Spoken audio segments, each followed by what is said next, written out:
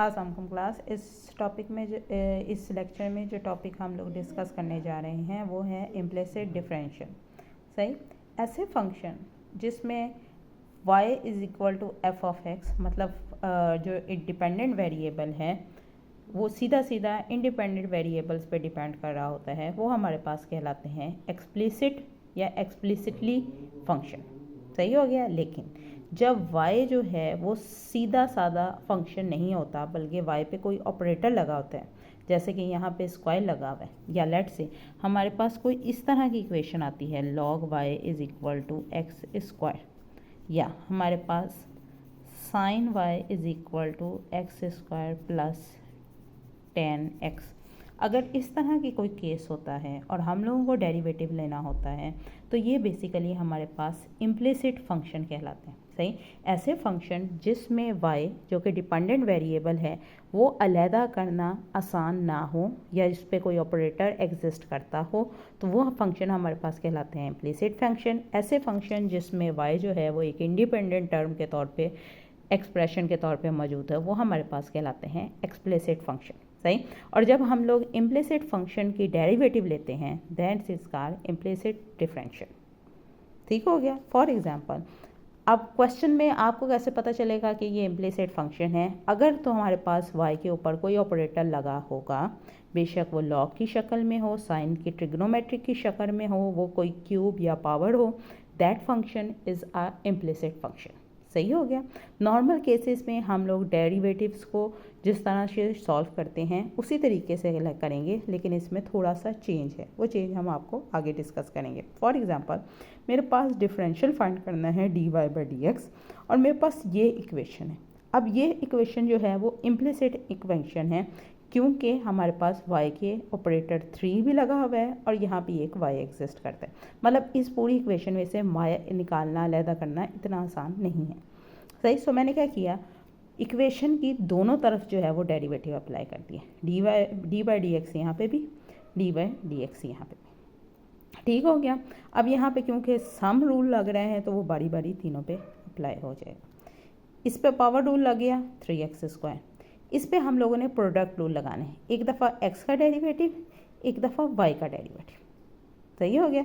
और इस पे हम लोगों ने अगेन पावर रूल लगाया और dy/dx हमारे पास बच गया। ठीक है। अब हम लोगों ने फाइंड क्या करना है, dy/dx। इम्प्लिसिट फंक्शन हमेशा क्या होता है कि इक्वेशन के एक तरफ हम ज़ीरो ले आते हैं ताकि हम लोग इसमें से dy/dx को अलहदा कर सकें। पहले कभी भी हम डेरिवेटिव में इक्वल टू ज़ीरो वाले केस में नहीं जाते। इस वाले केस में इम्प्लिसिट फंक्शन में क्योंकि हमेशा इक्वेशन की शक्ल बन रही होती है तो इक्वल टू ज़ीरो वाला सिनेरियो बन जाता है।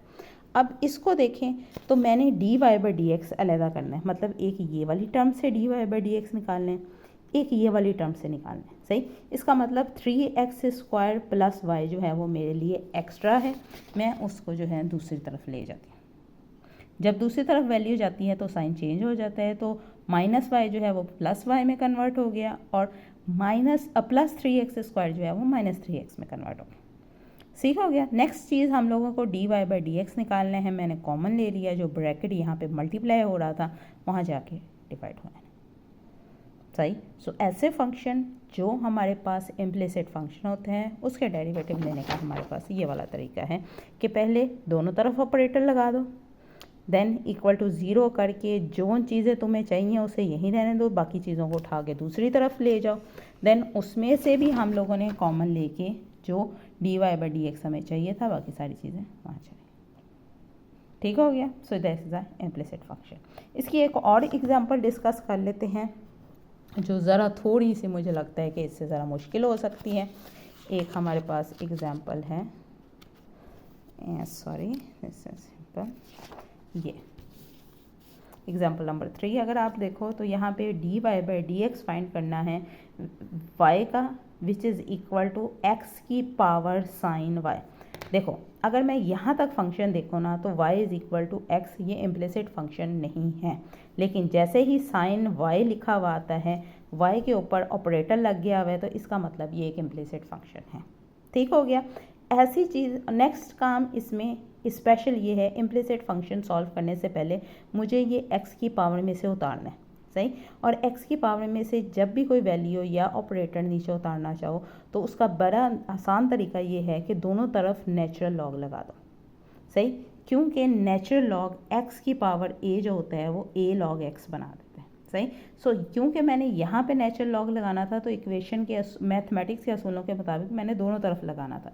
सो log y is basically equal to log into x की पावर साइन y, और जो इस असूल के हिसाब से साइन y जो ऊपर पावर में है वो मल्टीपल में आ जाएगा, विच इज़ दिस वन,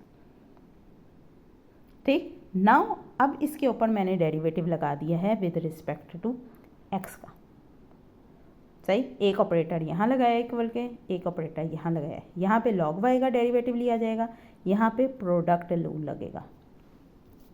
इसको आगे हम जाके देख सकते हैं, ये वाला लॉग का, नेचुरल लॉग का, ये इससे आगे अभी इसका भी वीडियो आपके सामने इंशाल्लाह ज़रूर आएगी। नेचुरल लॉग का जब भी डेरिवेटिव लिया जाता है विच इज़ इक्वल टू 1/x, ये है सेम ऑपरेटर के लिए, सेम वेरिएबल के लिए। और अगर वेरिएबल डिफरेंट होगा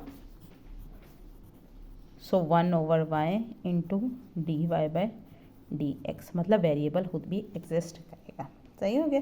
सो ये हम लोगों ने डेरिवेटिव ले लिया, ठीक है। यहाँ पे मैंने साइन को एज इट इज़ रहने दिया, लॉग पे ऑपरेटर लगाया, देन साइन पे ऑपरेटर लगाया, लॉग को एज इट इज़ रहने दिया, ठीक। नेक्स्ट इसकी सिंप्लीफिकेशन है, 1 log x का भी हम लोगों ने डिस्कस किया था, 1/x 1/x आ गया।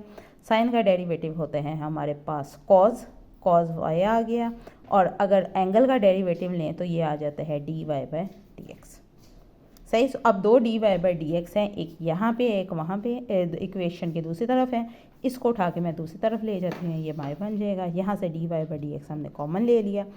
मकसद हमारा ये है कि एक तरफ सिर्फ dy/dx आ जाए, इसका मतलब जो बाकी सारी चीज़ें हैं वो उठा के दूसरी तरफ कर दो। इससे आगे सिंप्लीफिकेशन है और आप चेक कर सकते हो, सही।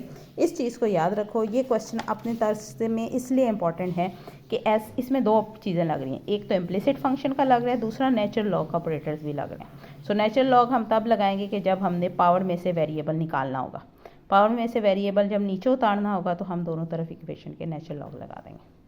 उम्मीद है आपको समझ आ गया होगा। नेक्स्ट वीडियो तक गुड लक, थैंक यू, अल्लाह हाफिज़।